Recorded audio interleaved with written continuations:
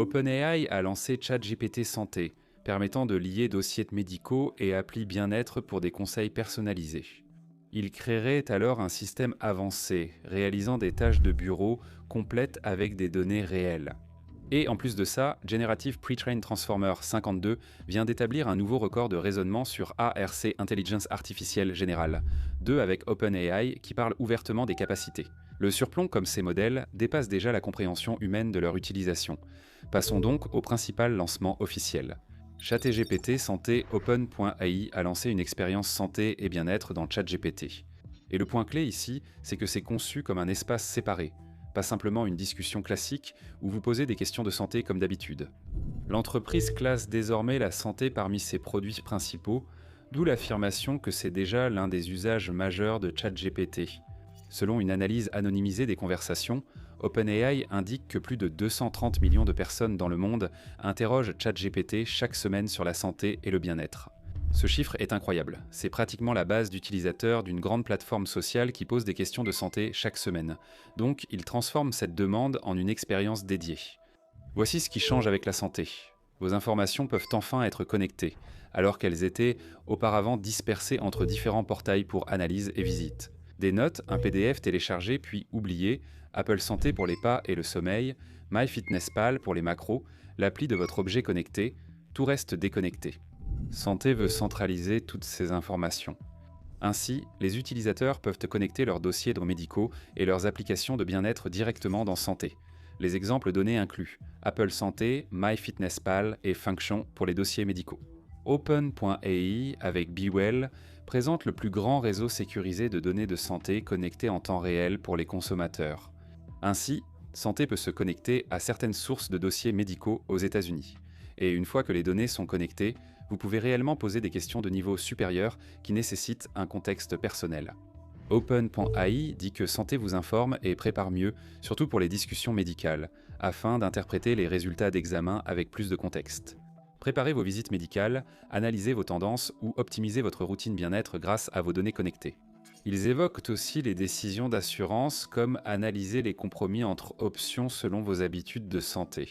Ce n'est pas du bavardage de chatbot, c'est du soutien à la décision. Désormais, OpenAI adopte une position précise sur le rôle de la santé. Ils disent que cela aide les gens à jouer un rôle plus actif dans la compréhension et la gestion de leur santé et de leur bien-être. Ils affirment que cela soutient les questions du quotidien et les tendances à long terme, pas seulement les moments de maladie. Ils insistent également sur la collaboration avec les cliniciens, où cela aide le patient à se présenter au rendez-vous préparé. Et cette attention portée à la préparation et à la compréhension est également constante dans toute la couverture du lancement. Un article affirme qu'OpenAI devient un acteur clé de l'innovation en santé numérique mondiale, notamment dans la région Moyen-Orient et Afrique du Nord, où l'adoption progresse. La direction du produit est claire. Open.ai veut faire de Health un outil central de gestion de santé. Le point clé du lancement reste la confidentialité et la sécurité. Évidemment, cette catégorie repose entièrement sur la confiance. Ils ont conçu Health comme un compartiment séparé à l'intérieur de ChatGPT avec des protections supplémentaires. Ils utilisent des expressions comme protection en couche, et ils mettent en place des utilisations spécifiques à la santé, un chiffrement et une isolation conçus spécialement pour protéger et compartimenter les conversations liées à la santé. Ils promettent clairement que les conversations santé ne servent pas à entraîner les modèles OpenAI actuellement. Petite pause pour un détour rapide. Si vous travaillez beaucoup avec l'intelligence artificielle et que vous passez d'un modèle à l'autre juste pour voir lequel convient le mieux à une tâche, le sponsor d'aujourd'hui, Mammoth, rend tout ce processus beaucoup plus facile. Mammoth regroupe la plupart des grands modèles d'intelligence artificielle en un seul endroit. Claude, Generative Pre-trained Transformer Gemini, Llama, Mistral, Grok. DeepSeek, Perplexity pour la recherche avancée et des modèles d'images comme Flux, NanoBanana, Raycraft, tout fonctionne sur un seul tableau de bord. Ce qui aide vraiment au quotidien, c'est la configuration de comparaison. Vous pouvez envoyer la même requête à différents modèles en même temps et voir instantanément comment chacun répond. Cela facilite le choix du bon modèle pour l'écriture, la recherche, l'analyse ou les images sans avoir à deviner. Vous pouvez aussi créer des mammouths personnalisés, c'est-à-dire vos propres pré-réglages, avec des instructions pour les tâches récurrentes et organiser les projets. Mammoth, basé en Europe avec des données en Allemagne, respecte le règlement général sur la protection des données. Les modèles ne s'entraînent pas sur vos données, les requêtes ne sont pas conservées et vous pouvez effacer votre main historique à tout moment. Les forfaits débutent à 10 € par mois, environ 12 $, et sont déjà adoptés par des centaines d'entreprises et d'institutions publiques. Allez jeter un œil en utilisant le lien dans la description. Très bien, revenons à la vidéo. Ils séparent également le système de mémoire. Health dispose de mémoire séparée, d'un stockage distinct pour les applications connectées et les fichiers. Et cela ne se mélange pas avec vos discussions habituelles, vous voyez toujours les discussions Health dans votre historique afin de pouvoir y revenir. Mais les informations sous-jacentes restent à l'intérieur de l'espace Health, et Open.ai explique aussi les règles de confidentialité. Ils permettent au contexte non médical d'aider la santé si nécessaire, comme les changements de mode de vie ou un déménagement. Le contexte santé reste dans l'espace santé et ne revient pas dans les discussions normales. Les discussions normales n'accèdent pas aux fichiers ou mémoires de santé. C'est une porte à sens unique. Vous gardez le contrôle. Consultez ou supprimez vos mémoires de santé à tout moment dans Santé ou les paramètres de personnalisation. Ils évoquent aussi l'authentification multifacteur comme protection supplémentaire contre les accès non autorisés. Puis se pose la question des applications et intégrations. Open.ai précise clairement que les applications ne se connectent qu'avec une autorisation explicite, même si l'application existe déjà dans votre environnement habituel de Chat Generative Pre-trained Transformer. Connecter MyFitnessPal à Health n'est pas automatique, c'est votre choix. Il précise enfin que toute application Health doit respecter leurs exigences de confidentialité et sécurité et subir un examen supplémentaire. Il mentionne la collecte des données minimales nécessaires et précise les informations accessibles aux tiers lors de la connexion d'une application, renforçant ainsi la confiance. Vous pouvez retirer à tout moment l'accès d'une application ou d'un dossier médical dans les réglages, l'accès est alors immédiatement coupé.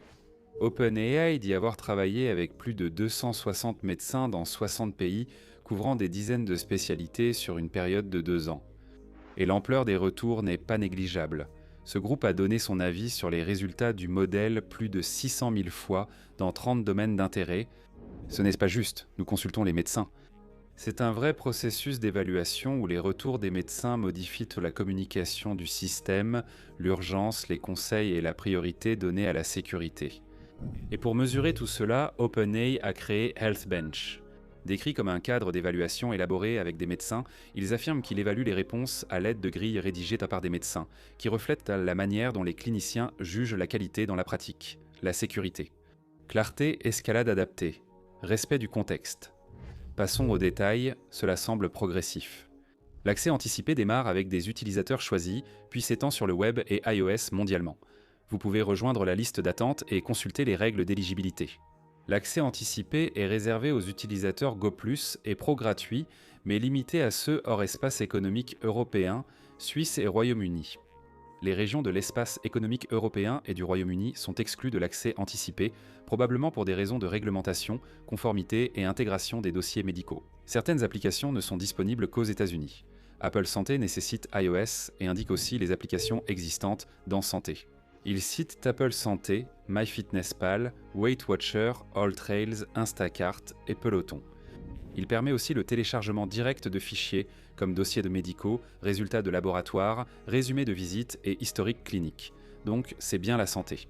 Maintenant parlons de l'autre aspect, parce qu'ils construisent aussi quelque chose qui pourrait bouleverser beaucoup d'emplois de bureau. OpenAI crée un système avancé pouvant gérer la plupart des tâches de bureau et souvent surpasser les humains dans ce domaine.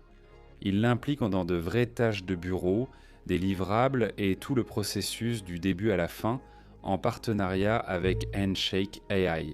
Et il collecte des données de travail auprès de sous-traitants dans plusieurs professions, et la structure de ces données rend l'objectif assez évident. Il collecte 2 éléments principaux, les demandes et les livrables des tâches. Les demandes de tâches sont des instructions reçues d'un responsable ou collègue pour accomplir une tâche. Les livrables des tâches sont les résultats finis, comme des documents Word, PDF, présentations PowerPoint, feuilles Excel ou images. Et ce ne sont pas de petites tâches.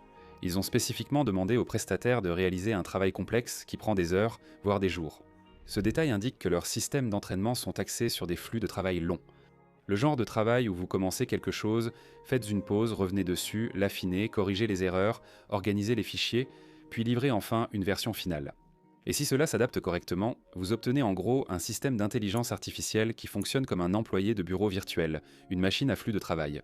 Il existe une sécurité autour de tout cela, Les sous-traitants doivent retirer les informations confidentielles et les données personnelles avant toute soumission. C'est la couche de protection pour éviter que des données sensibles de travail ne se transforment en catastrophe en matière de confidentialité. Et ce genre de système touche d'abord les emplois de bureau, et honnêtement, c'est déjà en train d'arriver. Cela accélère le processus. Le travail administratif est souvent le plus impacté. Saisie, planification, organisation, tableur, coordination. Les agents d'intelligence artificielle excellent déjà dans les tâches répétitives à grande échelle. La création de contenu et le codage junior sont déjà réalisés par des entreprises avec un senior et l'aide de l'intelligence artificielle remplaçant des équipes entières. Cette tendance s'accentue avec l'amélioration des systèmes impactant fortement le support client qui devient plus humain. Une fois formé au vrai processus de résolution, il découvre la gestion des réclamations, l'escalade, l'explication des problèmes et la communication humaine désordonnée. Le travail des juniors est aussi touché. Lire des documents, extraire les points clés, rechercher, rédiger, l'intelligence artificielle réduit beaucoup le temps nécessaire. La finance et la comptabilité sont également touchées. La tenue de livres, les calculs fiscaux, les cabinets d'audit utilisent donc déjà des outils d'intelligence artificielle à grande échelle, ce qui réduit le besoin de postes comptables de base. Et au final, la conclusion reste simple. Les personnes qui apprennent à utiliser correctement ces systèmes deviennent beaucoup plus productives que celles qui ne le font pas. Apprendre ces outils fait partie du travail et les compétences humaines comme le leadership et la négociation prennent de la valeur. La pensée critique devient obligatoire parce que l'intelligence artificielle peut encore faire des erreurs et des fautes avec assurance. La partie la plus importante, c'est de rester adaptable parce que tout cet univers évolue tous les 6 mois en ce moment. La troisième partie, c'est là que la conversation sur l'intelligence artificielle générale devient à nouveau intéressante. Greg Brockman a annoncé que Generative Pre-trained Transformer 52 a dépassé le niveau humain sur ARCAGI2. Et c'est très important parce que ARCAGI2 est conçu pour révéler l'une des plus grandes faiblesses des grands modèles. Cela signifie corpus d'abstraction et de raisonnement pour l'intelligence artificielle générale version 2, conçu comme test de raisonnement, sans récompenser la mémorisation. Chaque énigme est essentiellement traitée comme une nouvelle tâche, donc vous ne pouvez pas simplement vous entraîner sur un énorme ensemble de données et forcer votre chemin vers un score élevé. Le but est de tester le raisonnement abstrait, l'induction et le transfert, tout ce que les gens associent à la véritable intelligence générale. François Chollet et son équipe ont lancé ARC Intelligence Artificielle Générale, 2 en 2025 dans ce but précis.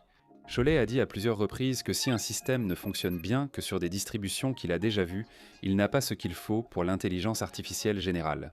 ARC ne teste pas qui a le plus de textes d'entraînement, mais si le système découvre une nouvelle règle avec peu d'exemples, comme les humains. Et c'est aussi pourquoi ARCAGI2 est maintenant lié à quelque chose dont Ilya Sutskever a beaucoup parlé, le paradoxe de la performance. Les modèles brillent parfois sur les benchmarks mais échouent en conditions réelles. ARCAGI2 veut dépasser cela en imposant des tâches inédites au modèle. La correspondance de motifs est moins efficace ici. Mais attendez, c'est encore plus incroyable. Le saut record ne vient pas seulement d'un modèle amélioré. Un système nommé Poetic, basé sur Generative Pre-trained Transformer 52XI, a nettement surpassé les attentes sur ARCAI2. Poetic a atteint 75% de précision sur ARC, Intelligence Artificielle Générale, 2 tout en maintenant le coût en dessous de 8 $ par question. C'était 15 points de plus que le meilleur score précédent et l'intérêt réside dans la comparaison avec celui des humains. Sur ARCAGI 2. La précision moyenne des humains est d'environ 60%, donc Poetic 52X était déjà proche de ce niveau moyen humain. Ensuite, Poetic l'a fait passer d'un niveau moyen humain à un solide 75, ce qui revient à passer du niveau de base humain à nettement au-dessus. L'essentiel, c'est comment Poetic y est arrivé. Ils n'ont pas prétendu à une avancée magique dans l'entraînement du modèle et disent ne pas avoir entraîné Generative Pre-trained Transformer 52 spécialement pour ARC. Ils valorisent une architecture métasystème, soit une orchestration de la conception logicielle. Créer un système capable d'utiliser correctement le modèle, étape par étape, pour résoudre la tâche. Ainsi, non seulement les modèles grandissent, mais les systèmes gagnent en intelligence. Le classement montre également Gemini 3 Deep Think Preview parmi les concurrents, avec un score d'environ 46 nettement, derrière la ligne Generative Pre-trained Transformer 52 tout en coûtant légèrement plus cher. Deux choses se produisent en même temps. Les modèles progressent et les systèmes autour améliorent les performances. C'est là que le langage d'OpenAI devient intéressant, car ils insistent sur le terme « capacité latente ». Ils reconnaissent en gros que les modèles sont déjà capables de bien plus que ce que les gens en tirent. Il y a un écart entre ce que les modèles peuvent faire et la façon dont les humains les utilisent réellement. Le goulot d'étranglement n'est plus l'intelligence brute, mais l'humain, les flux de travail, les habitudes, l'intégration et la capacité à transformer le potentiel en résultats réels. Qu'est-ce que tu trouves le plus dangereux? Que ChatGPT connaisse ton historique médical ou qu'il sache faire ton travail? Laisse un commentaire, ça va diviser. N'oublie pas de liker, de t'abonner, merci d'avoir regardé, on se retrouve à la prochaine.